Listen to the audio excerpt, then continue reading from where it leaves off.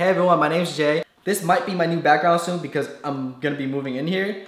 But yeah, do you guys like it? It's a lot different from where I used to film, right? I might make cooking videos for you guys over there. Maybe I'll make a video about cup ramen for you guys, because that's about all I know how to cook. So today I'm gonna give you guys some tips that I learned throughout my college years.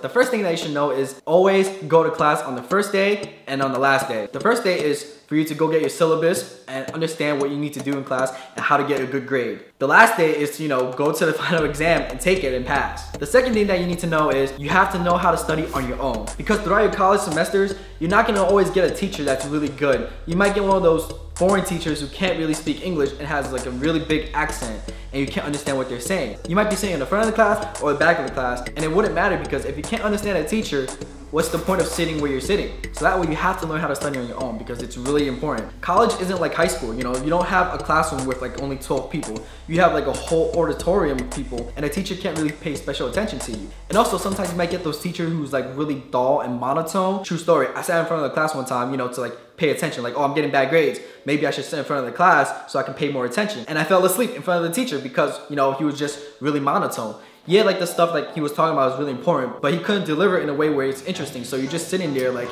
listening to like, a rhythmic tone and you just fall asleep. The third thing that you need to know is go to office hours. The reason why you go to office hours is so the teacher can get to know you and who you are. This would give the teacher the impression that, you care about your grades and that you really want to learn. And also, you can be friends with your teacher and that's not a bad thing. I remember I was in English class and I always got like a non-pass or like a C on my papers, and it wasn't enough because I was failing. So I started going to office hours and the teacher's like, this is what you gotta do, boom, boom, boom, and then I started passing. The crazy thing is I didn't think that I was writing any different. I thought that I was writing the same type of paper that I've always been writing, and the teacher just passed me for some reason.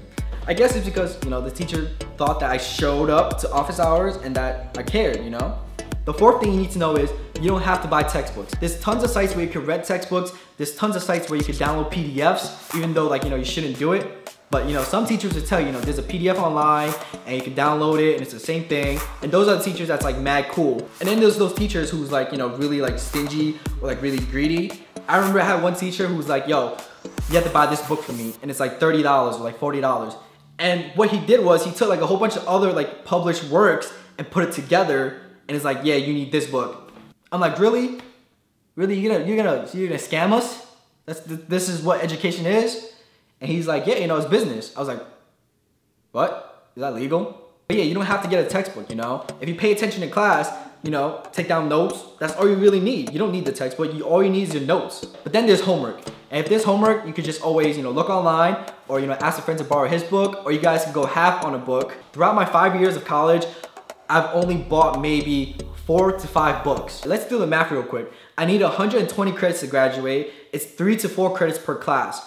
If you do 100 divided by 3, I need to take at least 40 classes. And out of those 40 classes, I only bought 5 books. That's crazy. And if the teacher's really cool, she'll like scan the book herself and put it online for you guys. And also there's a school library. Sometimes, they have the textbooks in the school library. The fifth thing that you need to know is you have to be social. You have to make friends in college because you don't know where those people are gonna end up in life, I know some of my friends who are engineers now who are starting their own business, and like it's crazy that everyone that I know is doing big things. And the more people that you know, the better your connections are. That's like your network. And the last thing that you need to know is that you could get help online. There's websites like Rate My Professor, which is awesome because you could go there, search up your professor, see if he's good or not, and decide to take the class. If that person gets like a 1.0 rating, you know not to take that class. And if you get like, a teacher with like, a 5 red peppers, then you know that, the teacher's gonna be, fun to look at, and you're gonna go to class every single day. Rate My Professor is one of the best sites that you need to know in order to pick your classes. And Study Blue is a website where past students who already took the class take their notes and put it online for you guys. So, if you miss a note, you could go to Study Blue and maybe you'll be able to find it.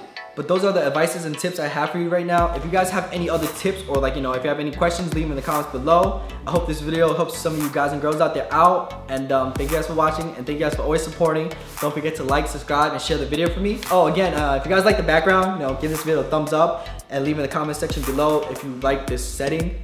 I know that it's a little bit different.